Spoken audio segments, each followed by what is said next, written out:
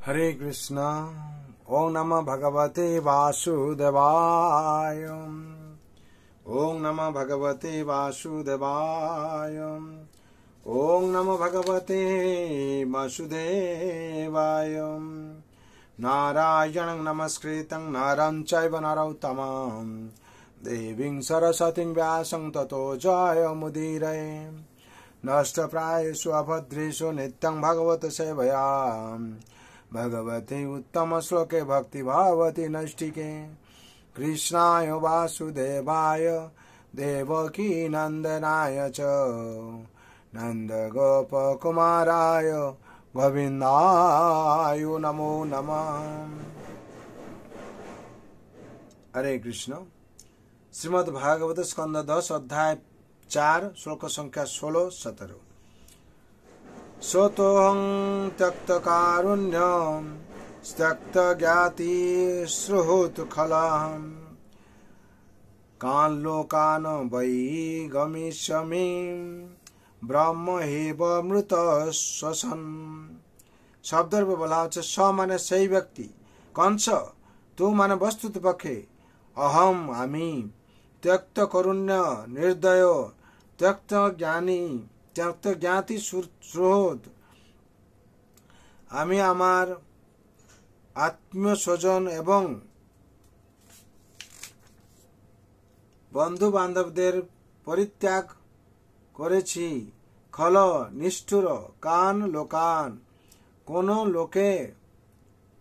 लोके बई वस्तुत पक्षे गमिष्यामि गमन करब ब्रह्म हा इव ब्रह्मघातीर मत मृत श्वसन मृत्युर पर अथवा जीवित अवस्थाय। अनुवाद आमी अत्यंत निर्दय एवं निष्ठुर ताई आमी आमार समस्त आत्मीय स्वजन एवं बंधु बांधवदेर परित्याग करेছি। अतएव आमी जानी ना ब्रह्मघातीर मतो मृत्युर पर अथवा जीवित अवस्थाय आमी कोन लोके गमन करब। श्लोक संख्या 17 दैवमप्यनुतं भक्ति न मार्त्या एव केवलम यदि श्रद्धाहं पापम समुन्निहत वांछिषणम।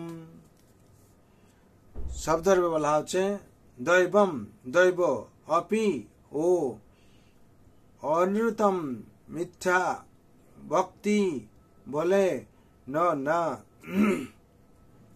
मर्त्या मानुष एव निश्चित भावे केवल जत विश्रम भात से भविष्यवाणी विश्वास करार फले अहम आमी पाप अत्यंत पापी शशु आमार भग्नीर निहताबान हत्या करेছি सुसन अनेक शिशुके।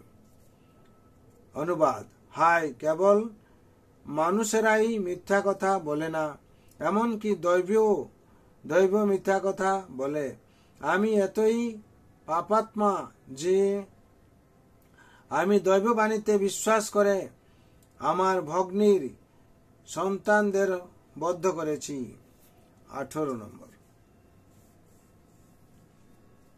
श्लोक 18 चैप्टर 18 मा स्वयतो महाभागा वात्मजानो सकृत भुजाम जानतो वन शैवैकत्रम दैवाधीनास्तदासते। शब्द बोला হচ্ছে না স্বয়তম না সচেতম অতীতে যা ঘটেছে সেই জন্য শোক করো না। মহাভাগো হে আত্মজ্ঞানী এবং ভাগ্যশালিনী আত্মজান তোমার পুত্রদের জন্য স্বকৃতম তাদের নিজেদের কর্মের ফলে কেবল ভুজ কষ্ট ভোগ করছে।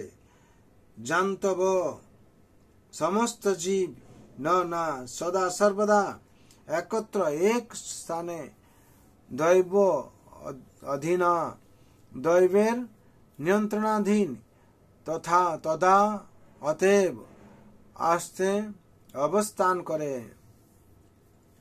হে অনুবাদ, হে মহাত্মা দম্পতি, তোমাদের সন্তানরা তাদের অদৃষ্টের অনুরূপ কর্মফল ভোগ করেছে, অতএব তাদের জন্য শোক করো না। দৈবের নিয়ন্ত্রণাধীনে সমস্ত জীবেরা সর্বদা একত্রে অবস্থান করতে পারে না। তাৎপর্য: কঞ্চ তার ভগ্নী এবং ভগ্নীপতিকে মহাভাগৌ বলে সম্বোধন করেছে, কারণ যদিও সে তাদের সাধারণ সন্তানদের বদ্ধ করেছিল, তবুও দুর্গা দেবী তাদের সন্তান রূপে আবির্ভূত হয়েছিলেন।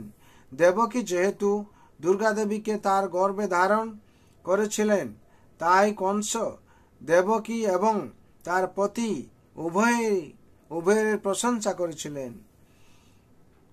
অসুরেরা দুর্গা, কালী প্রভৃতি দেব দেবীদের প্রতি অত্যন্ত ভক্তিপরায়ণ, তাই কংস তার ভগ্নী এবং ভগ্নীপতির অতি উন্নত স্থিতির প্রশংসা করছিল।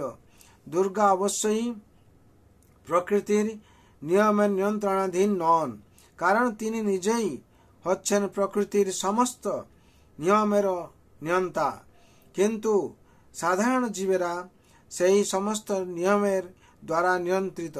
প্রকৃতি ক্রিয়মাণানি গুণকর্মণি সর্বস্ব। তাই আমরা কেউই দীর্ঘকাল একত্রে থাকতে পারি না। এই প্রকার বাক্যের দ্বারা কংস তার ভগ্নী এবং ভগ্নীপতিকে সান্ত্বনা দেওয়ার চেষ্টা করছিল। হরি বল। এখানে 16, 17, 18 নম্বর শ্লোকের তাৎপর্য এখানে সম্পূর্ণ হলো। এখানে বিশেষ করে কংস যে কর্ম করেছিল, সেই কর্মের পর অনুতাপ করছে এবং দেবকীর কাছে, বসুদেবের কাছে ক্ষমা চাইছে এবং তাদের প্রশংসা করছে। তার জন্য বিশেষ করে আমাদের সংসারে বলুন, সমাজ বলুন, এই অসুররা কি করে, পরে এই অনুতাপ করে যখন সবকিছু হয়ে থাকে, এর অবশ্যই একটা কারণ, কিছু ভালোর জন্য এইগুলো সব ঘটে। ভগবান বলেছেন, পরিত্রাণে সাধুনাম বিনাশায় চ দুষ্কৃতাম ধর্ম সংস্থাপনার্থায় সম্ভবামি যুগে যুগে। ভগবান ধর্মকে স্থাপন করার জন্য যুগে যুগে এসছেন, আর ভগবান আসবেন বলে তার আগে এই কংস এই পাপ প্রবৃত্তি করছিল আর কি। ধরিত্রীতে এইরকম পাপের ভাড়া না বাড়লে ভগবান স্বয়ং আসেন না, আর ভগবান না আসলে আমাদের মঙ্গল হয় না, আমাদের উদ্ধার করবে কে? তার জন্য সংসারে বলুন, সমাজে বলুন, দেশে বলুন, যখন এই ধরিত্রীতে অমঙ্গল শুরু না হয়ে যাবে, ততক্ষণ আর কিছু মঙ্গল হবে না, ভগবান সে আবির্ভাব হওয়া অসম্ভব হয়ে যাবে। তার জন্য সেই সময় আসলে ঠিক ভগবান আবির্ভাব হন, আর ভগবান যখন আবির্ভাব হন তখন কি হয় না, ভগবান সাধুদেরকে রক্ষা করেন, উদ্ধার করেন, আর বিনাশ করেন দুষ্কৃতদেরকে। ঠিক আমাদের সংসারও সেরকম, সমাজও সেরকম। দেখবেন আপনারা যখন ভক্তি করছেন, অভক্তরা আপনাদের পরিহাস করেন, কিন্তু অভক্তদের অমঙ্গল হয়ে যায়, আর ভক্তদের দিন দিন দিন ক্রমশ কি হয়, মঙ্গল হয়। তারা একটা উচ্চ স্থানে গিয়ে পৌঁছে যায়, যে স্থানে পরম শান্তি, পরম আনন্দ আর পরম কৃতকার্যতা একমাত্র তারা হাসিল করে। আপনারা নিশ্চয় অনুভব করছেন যারা ভক্তি পথে আছেন, যারা তো ভক্ত নয় তারা ভক্তি দিকে আসুন, তাহলে অনুভব করতে পারবেন।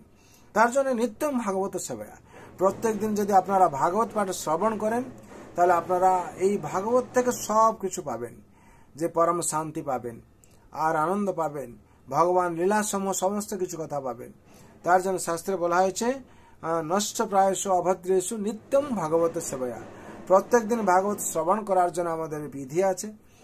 পরম শাস্ত্র ভাগবত অভ্যাস করো, নিত্য অভ্যাস করতে হবে আমাদেরকে প্রত্যেক দিন। অভ্যাস যদি করি, তাহলে যতক্ষণ আমরা ভাগবত পাঠ শ্রবণ না করছি ততক্ষণ আমাদের ভালো লাগবে না। তার জন্য প্রত্যেক দিন আপনারা শ্রবণ করুন। আপনাদের জন্য ভগবান রাতুল চরণে প্রার্থনা রইল। সর্বভন্তু সুখিনঃ, সর্বে শান্ত নিরাময়, সর্বভদ্রাণি পশ্যন্তু মা কশ্চিৎ দুঃখ ভাগ ভবেৎ। হরে কৃষ্ণ কৃষ্ণ কৃষ্ণ হরে হরে, হরে রাম রাম রাম হরে হরে। जय जगत गुरु शिल प्रभुपाद की, श्री गुरु महाराज की जय। श्रीमद् भागवत महापुराण की जय। श्रीमद् भागवत गीता यथार्थ की जय। अनंत कोटि वैष्णव भक्त वृंद की जय। उपस्थित भक्त वृंद की जय। प्रेम से को श्री कृष्ण चैतन्य प्रभु नित्यानंद श्री अद्वैत गदाधर शिवासादि गौर भक्त बिंद की जय। निताय गौर प्रेमानंदे। हरि हरि बोल, हरि हरि बोल, हरि हरि बोल।